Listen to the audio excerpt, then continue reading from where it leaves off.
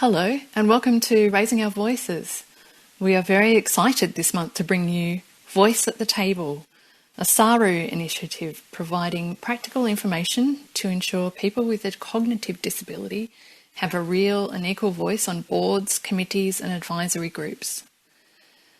Voice at the Table provides training for people with an acquired brain injury or an intellectual disability and holds a monthly meetup. Educating government departments and organisations to include inclusive practices by providing training and resources, creating a world where we all can participate. So stay tuned for VATT Chat.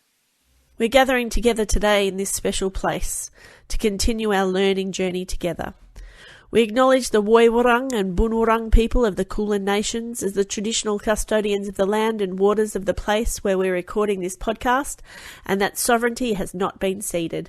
We acknowledge and pay respects to the elders past, present and emerging, and we also pay respect to any First Peoples who are listening. We remember the self-advocates who work hard, really hard over the years for the right for themselves and for others with a disability to live in the community and to achieve equality and to respect human rights for all.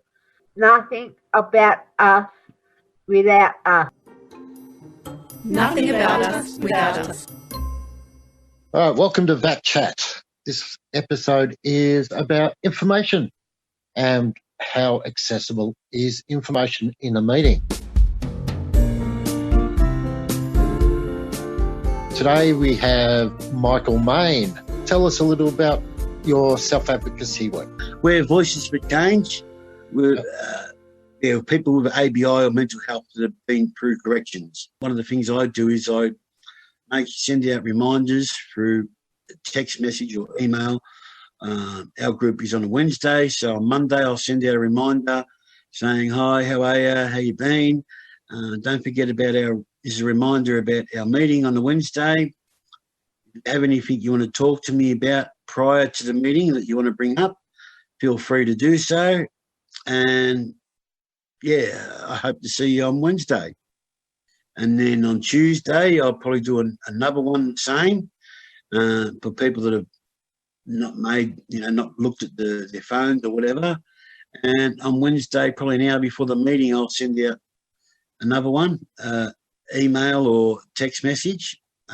Most of them like text message because a lot of them are like me. They not very good with the emails and all that sort of stuff. So, yeah, they're appreciative of what I do and they like hearing them. Some of them ring me back and voice their opinions of what they want to bring up and do they feel I think it's, relevant and all that sort of stuff. So it helps a lot. We sort of start the ball rolling prior to actually having the meeting. They say to me what they want to speak about or what's on their chest or if they've got something they want to speak about or they're, and it's more so to find out they're in good frame of mind as well. So as long as I can help in any way. Yeah. Excellent. So Michael, you undertook some training to become a self-advocate, and in your group, you all got together and decided to become a self-advocacy group itself.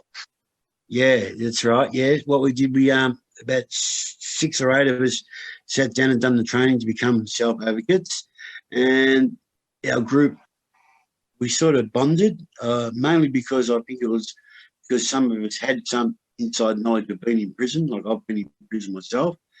And when I got further and further into the training, not only just me, virtually the whole group, we started to like what we're doing.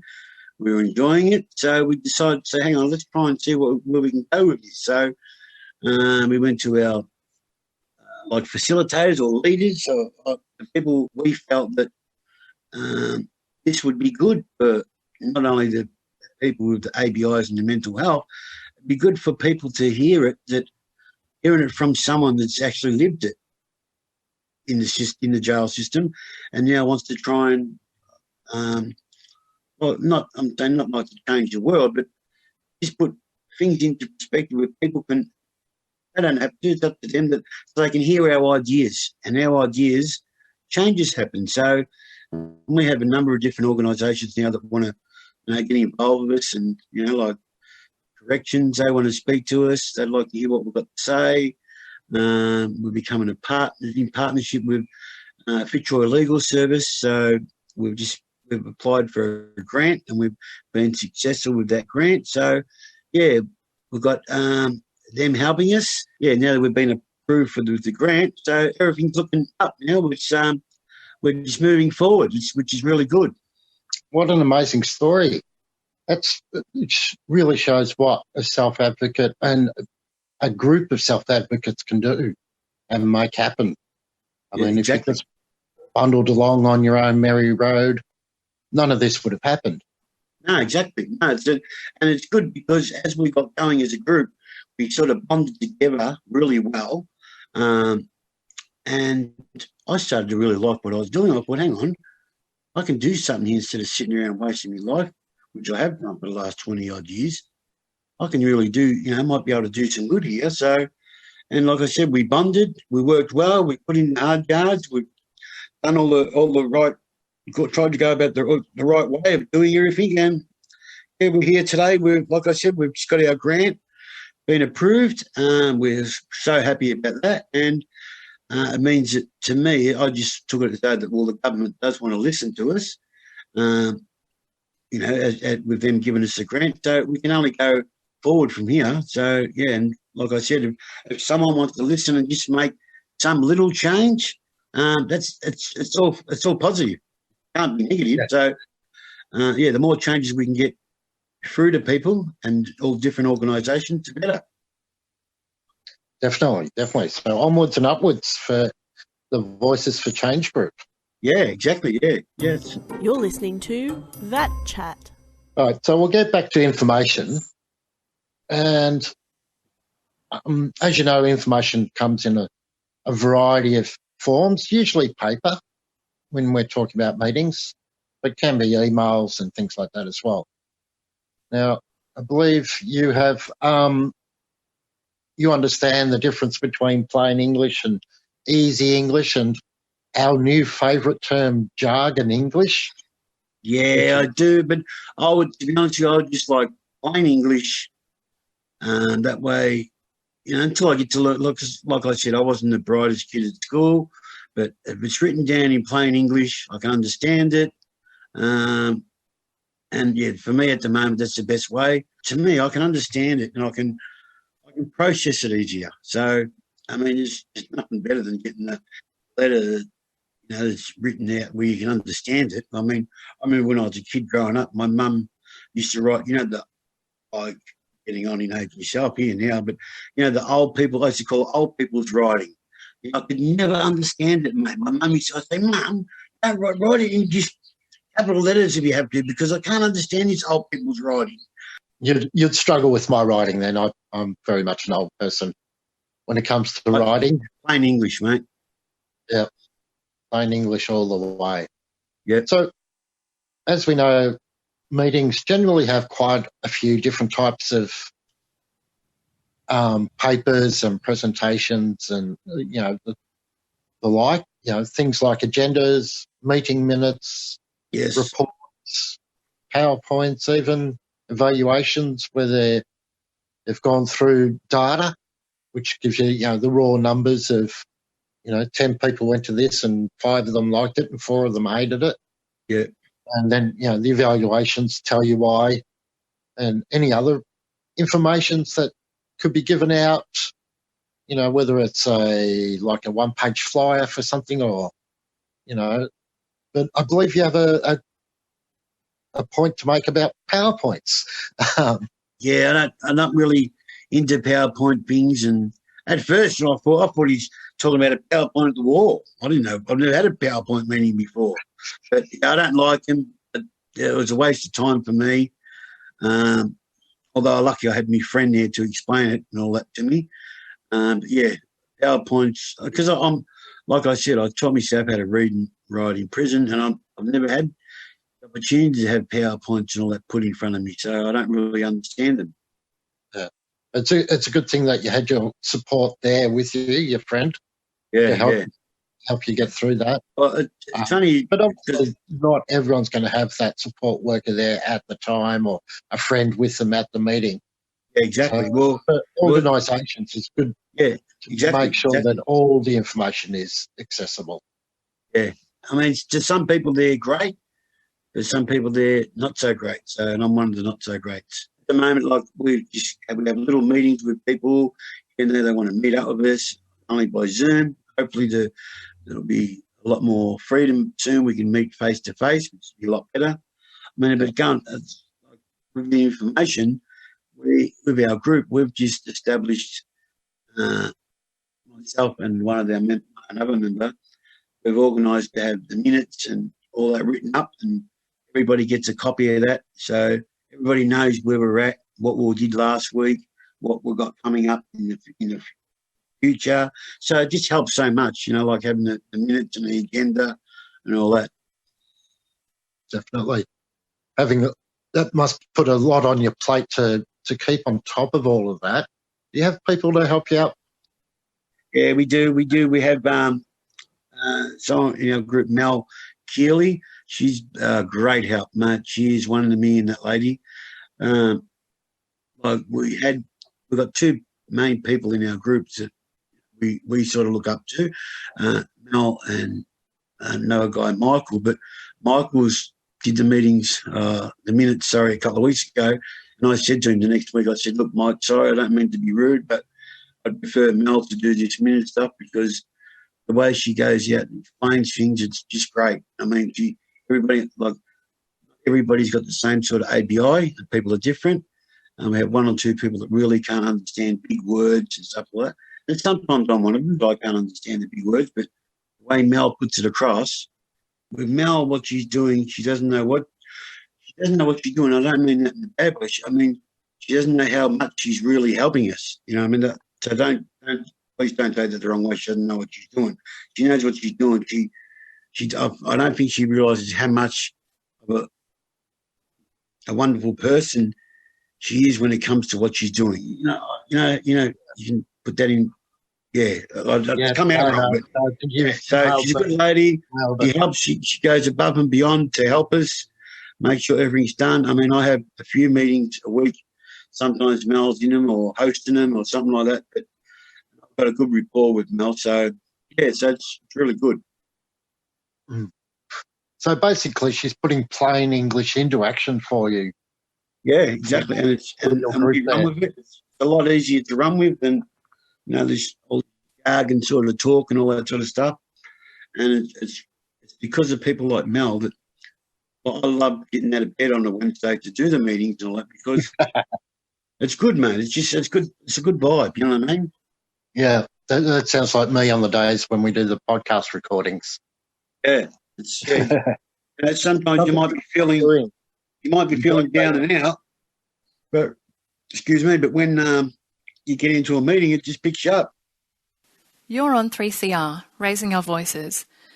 This month we are joined by the crew of VATT Chat, a peer-led initiative to make sure everyone can participate in meetings and places where decisions are made. Participants share top tips for making meetings accessible. So with all the meetings and that we go to, it's important to get reminders about the upcoming meetings, I think.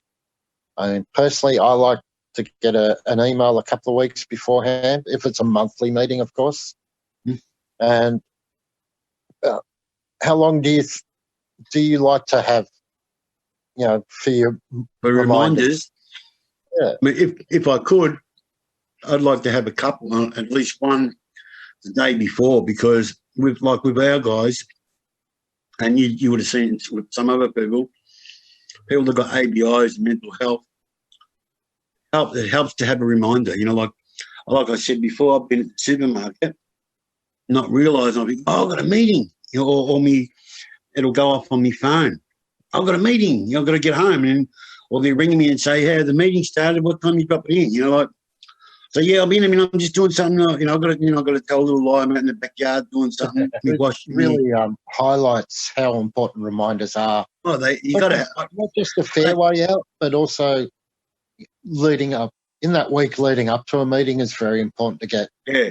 Well, like I said, we've 2 reminders, I think. Yeah, 2 reminders is good. It'd be good because we have our meetings on a Wednesday, and I normally say Monday in the afternoon. I give them a reminder, and then sometimes there's one person I give a reminder Monday, Tuesday, and in the Wednesday. But normally I give a reminder on the Monday, another one an hour before the meeting's about to start on the Wednesday. So, and it does help. And there's a lot of them that said, "Oh, lucky, I forgot. You know, I would have forgot all about that." Yeah, thanks. You know, so and I like doing it because it gives me a way of communicating with them more. I get to learn more about the person. The trust, bonds together more. And I ask him, if there's any real community building. Yeah, exactly. Yeah, that's the main thing. If you get a group where you feel that you can trust the person to, like, say they're trusting me to remind them, like I trust, say, Anne to remind me about this meeting. Like once you get a bond, you got this bond, and so it's you need them. You do need them. You do. Now, if you were going to an external meeting, say once a month or something like that, how with that information that is associated with that meeting, when would you like to have that? How soon before? Probably 2 days before. Or see, normally I've got a pin board now, and I write things down. I've got things. Someone sent me out something like, and she sent me a voice at the table letter, stating it's got the recipes on it, and it's got to wear red, green, or yellow, and it's got what days the meeting is, what time. So I've got that on my board. And it helps me having a pinboard because, like I said, when I had the cancer and I had the tumour removed, I started forgetting a lot of things. Like I don't forget names, but I can forget something that happened last week. But then I can remember things that happened 25 years ago. You know what I mean? So it's weird. Works weird. Sometimes I forget about them. Sometimes I don't forget. So it's just so good to have a reminder, whether it's email, whether it's mail in the post, whether it's text message. We do need. I find me personally. Some people might say that I don't need a reminder. Well, that's for them. But for me, I like reminders. You do need. Yeah, I'm in your camp there, Michael. You're listening to VATT Chat. It really highlights how someone with first-hand knowledge and lived experience are really the experts when it comes to those areas. And for me, I think that's one of the most important things for an organisations, for them to listen to me and to what I have to say. Definitely. And is that similar for you, Michael? Yeah, exactly. That's exactly, mate. Like I don't pretend to be, I'm no one special. I'm just like the next person sitting over side of me. But if they listen to what I've got to say, it's like that's why I had a bloke from the police academy come up and said, I want you to come and speak to the cadet fund days. And this is before we had the virus. I still haven't done it yet. It's on the cards to do because you put it across there and you put it across in the best way to send out the information, that the reminders of what needs to be done. The way we presented it that day, he loved it. So he jumped up virtually. He was one of the first people to come up and say, listen, I'm such and such. I'm from the police academy. I thought, oh, here we go. Me with my background. He goes, I like what you said, mate. I know you passed, and I want you to come and speak to cadets. Well, I was rapt, mate. I was over the moon. My pop goes, you should pull up in a divvy, Mike. You know what I mean? So he's got a down the road. But yeah. Wow. But that's a great illustration of being the expert through your lived experience. Exactly. I think a very, very well, a very good way of putting it, really. Yeah. Well, like as he said on the day,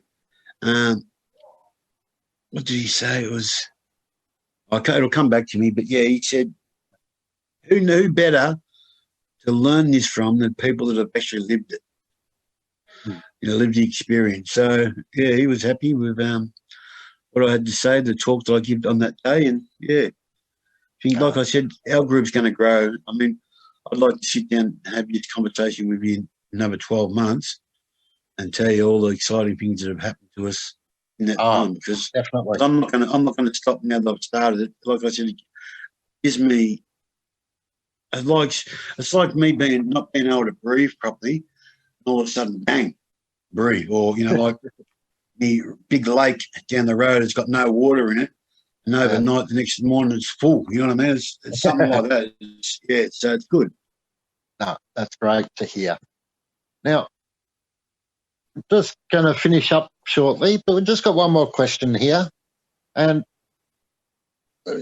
thinking back to other meetings that you may have been to, what would it mean if a report was just handed up on the day of the meeting? You've had no prep time, you didn't know it was coming, it just turns up in the meeting. What sort of reactions and what do you think that would actually mean? Well, for me, it'd mean either the person that's given me the report to go over is either lazy or doesn't really care. The earlier you know, the better, and the earliest warning you got, or not warning, the earliest information you got of a meeting, upcoming meeting, or something like that. You can only grow from that. You can't go backwards if you know about it in advance. So, yeah. So I think on that upbeat note and full of all that wonderful information from Michael, I will say, so yeah. Thank you. Nothing about us without us.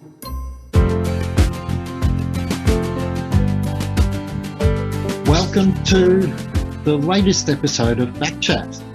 Today I'll be having a chat with Sue Smith from the Self-Advocacy Resource Unit, and our topic today is Doug Pentland, fondly known as a gentle man. I once lived in Kalula. I was there for a long time. I didn't like it. I'm now living in the community. And I've got a deep concern for those who are in there now. I felt I left a lot of my friends behind. They should be out, and I want Kalula to close now. Sue, how are you today? I'm good, thank you, Warren. I've watched the video, the YouTube video of Doug as a gentleman, and picked up a few conversation points along the way. But I think first off, we should speak about why Doug was such a good advocate and what made him so good at it. His level of passion related to what he saw, the abuse, the deprivation, and so that drove him when he came out to just absolutely keep pushing to close institutions. When I first started meeting Doug, and why I called him a gentleman, is that he was so softly spoken, so gentle. As soon as he got up to present to an audience or forum, he just changed into just this strength of, this is what's happening, this has got to stop. As you know, I'm an ex-resident from Sunbury. I can go back a long time. We had to put up with things that we didn't like doing. Close it down and be done with. That's all I can say. In the video, it mentions that he was an activist, as we've been talking about, an actor as well, and performed in, or was videoed in about 25 different things. He did some fantastic acting. In one video we made with him, it was called Plain English, Less Jargon, and we filmed him with a bunch of bureaucrats. I think I might have been acting as one, using jargon in a big boardroom table. And the next scene, he's up on jumped on the table and looking down at them and going, "Speak plain English, less jargon." The paramount issues, in line with the principle of social role valorisation, independence and community access are paramount issues. So just so our listeners know, who are Reinforce? So Reinforce is the first self-advocacy group in Australia. It came out of a conference, so it was 1981 that they set up, and at that time it was really about closing institutions. And they were a radical group. They were an activist group.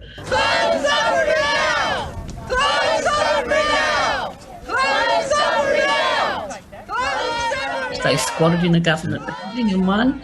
I think it was Tom Roper when he was the minister. They pre the days when you could actually walk into a minister's office, not go through electronic things. He wasn't there, and they put their feet up on his desk and answered his phone when it was ringing. So they were real activists, and it really was around closing institutions. And there was, a community of people supporting them, and different times. I think that's a great place to leave off this VATT Chat episode. I'd like to thank you, Sue Smith, for sharing your experiences of Doug. I feel all the richer having heard these stories from you today. Thank you very much. Thank you for the opportunity to just talk about the gentleman that we all knew him as. Welcome to Justin's Joke. Humpty Dumpty sat on a wall. Humpty Dumpty had a great fall. All the king's horses and all the king's men said, "Oh, we got scrambled eggs for breakfast again." Thanks to all the VATT Chat team and people who participated today, our co-producers Anne Van Leerdam and Warren Lorem, our special guest Michael Mayne, Sue Smith for this week's VATT Chat, the VATT Chat working group who steer the direction of VATT Chat, and last but not least, Justin O'Brien for Justin's Joke. VATT Chat podcast is part of the Voice at the Table training, voiceatthetable.com.au. You're on 3CR, Raising Our Voices. Thanks to all those who contributed to the VATT Chat podcast. It is for self-advocates, organisations, staff and meeting chairs.